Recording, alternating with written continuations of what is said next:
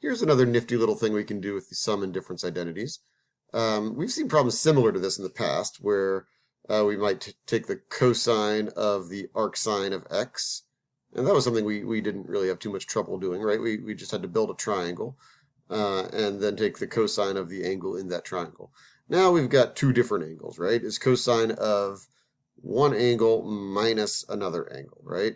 If alpha equals the arcsine of x, and if beta equals the arccosine of x, then we have these two different angles and we're trying to take the cosine of them, but we know how the cosine of alpha minus beta works, right? We have that identity we've been playing around with recently. The cosine of alpha minus beta is cosine alpha times the cosine of beta plus the sine of alpha times the sine of beta, all right?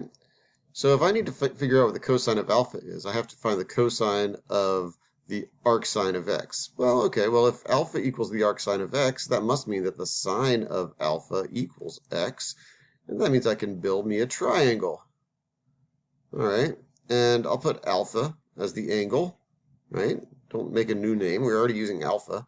And then sine of alpha is going to be x over 1, which means that this missing side is the square root of 1 minus x squared. Pythagorean theorem to the rescue yet again. We'll go ahead while we're at it and do the same thing with this one. We know that if beta equals the arccosine of x, then the cosine of beta equals x. So when we build this triangle, we put beta here, and we know that the cosine is x over 1, assuming this is the right angle. So this means that this side over here is root 1 minus x squared. Basically, these are the same triangle, right? Just kind of flipped. They don't have to be the same triangle, but in this case they are. Anyway, so if I need to figure out what the cosine of alpha is, I need to go to the triangle that has alpha in it, and I'll just take the cosine of alpha. That's root 1 minus x over 1, or just root 1 minus x. I'm sorry, 1 minus x squared, rather. So that's the cosine of alpha. The cosine of beta, well, the cosine of beta is x over 1, so just x. All right, and then we'll go ahead and do the same thing with this next one. The sine of alpha is, well, x over 1, right? And then the sine of beta is, well, I think we've seen this already. This is the square root of 1 minus x squared over 1. So the sine of one of these guys is equal to the cosine of the other one, which again is not surprising since these are essentially the same triangle. But we actually have two of the same thing now, right? So we've got 2x root 1 minus x squared, and that is the same thing as the original expression, just written in a slightly more compact way. So I think I'll leave it to you to try this other problem. Cosine of the inverse sine, I'm sorry, the sine of the inverse cosine of x plus inverse tangent of x. It's going to work the same way. So one thing you can do to check these is you can graph this in a graphing calculator and graph this in a graphing calculator and compare the two and make sure that they work. So give that a try on this other one, and then you can check it in a calculator.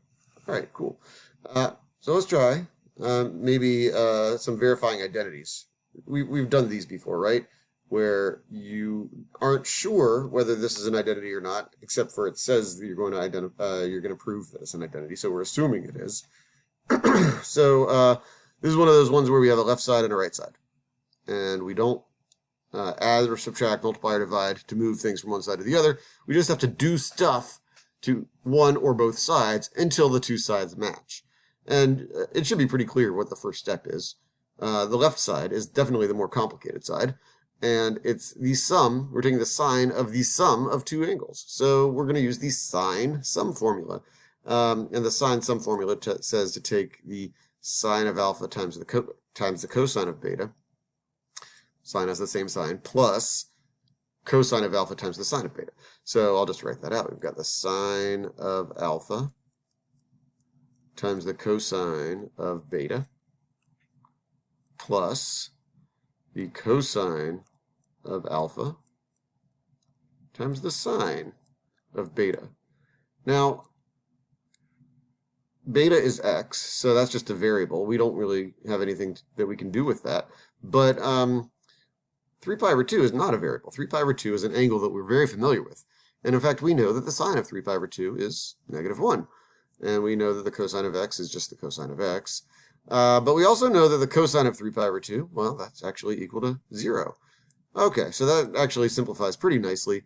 We just have negative cosine of x plus 0, or negative cosine of x. And guess what? That does equal the right side of the equation, q, e, d. So that's all there is to it. You're going to see very similar ideas over here. This is, in fact, the cofunction identity. So we actually have another proof for why this is true, right? Using the fact that pi over 2 minus x and x are two different angles in the same right triangle, then the cosine of one is equal to the sine of the other. But we can verify the cofunction identity using a sum or difference identity. So that should work out pretty much the same as number 10.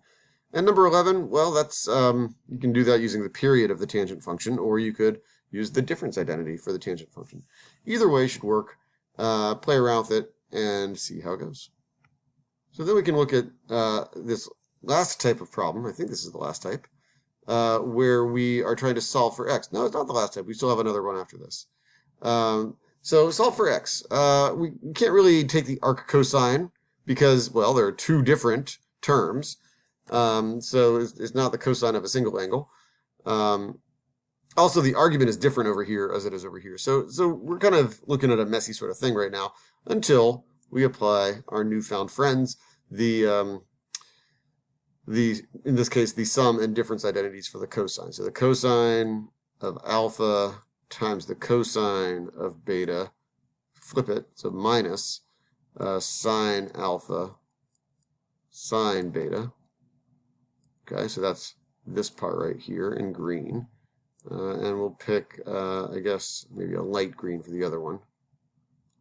Plus cosine of alpha times the cosine of beta, and this time it's minus, so we'll make it a plus, sine of alpha times the sine of beta. That's the cofunction, or the difference identity for cosine.